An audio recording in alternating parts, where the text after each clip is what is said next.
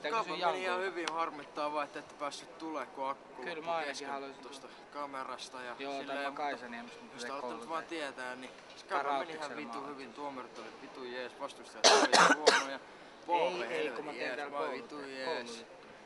Meni silleen, skabaili ympäristö oli ramppi, rappusia vähän lankkuu ja silvissi.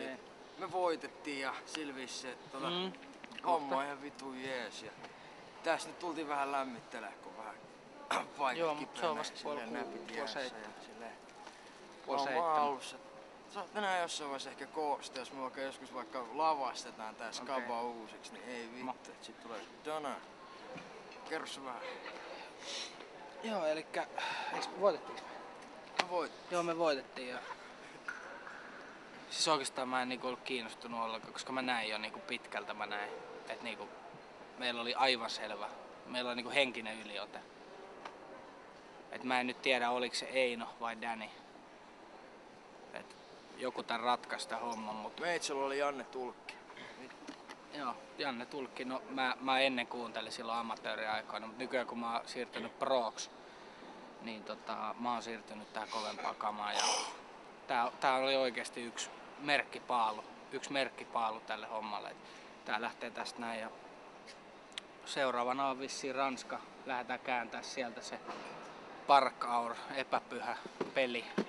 Vittu. Leikki. Se on leikki, se on lapsille tarkoitettu. Seuraavaksi tulos toi roadtrippi, Markko Oren ensimmäiset puritaanit lähtee vetää Suomen kiertoina ja alkoi, että saatais lisää. Et lähdetään nyt tällä 4 poppoilla, että peräti kummituspojatkin tulee messiin. Ilmeisesti me ollaan kuultu, mutta ne tarvii harjoitusta. Joo, ne lähdetään ensimmäinen etappi on Kerava, sit siitä lähtee Kuopio, sit lähtee Kontula. Me käydään.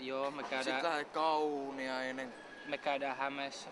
Hämeessä käydään myös niinku Chigaa, mut siis niinku mitä näitä oli? Sitten oli tää Köyliö, Korso. Terskanperä. Kyllä. Kantakaupunkimme. Helsinki. Sony-kamera. Ja niin poispäin, että homma hoituu silleen koolla. Niin isolla koolla. Kyllä. Tähän voisin lopettaa tän koko homman sanomalla erään mun lempifilosofin sanat, että elämä on kuin pölyä. Kirkasta pölyä.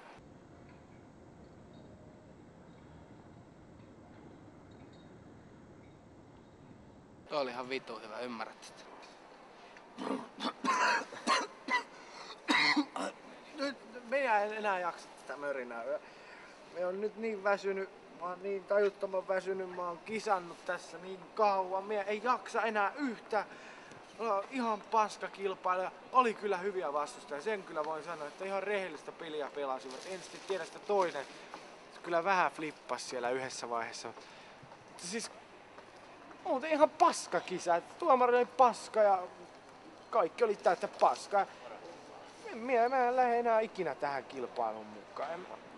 En mä jaksa. En mä kiinnosta enää ollenkaan. Joo, no siis juttuhan on siinä, että kisa oli ihan hyvä silleen, että fiilikset vähän kylmä ja tosiaan jalka murtui 8 paikasta ja ei silleen, että tästä lähtee äiteä kattoo kotia ja viedä kalakeittoa silleen ja koira pitäisi heittää ulos ja Amppukin rupesi tossa pillittämään, että no okei, Oskari. Oskarilta meni nyt kaikki ihan, että tässä rupeaa ihan herkistelemään itsekin, mutta tiedätkö, musta tuntuu, että mä siirryn tonne ostoskärryrallin puolelle, et mä oon harjoitellut sitä paljon enemmän, että oikeesti 17 vuotta takana ostoskärryrallia ja meillä on noin Market Tour tuolla Venäjän puolella tulossa, että se on sitten, että aina tuppaa pari tavaraa, sit lähtee lainaten mukaan ja kattellaan.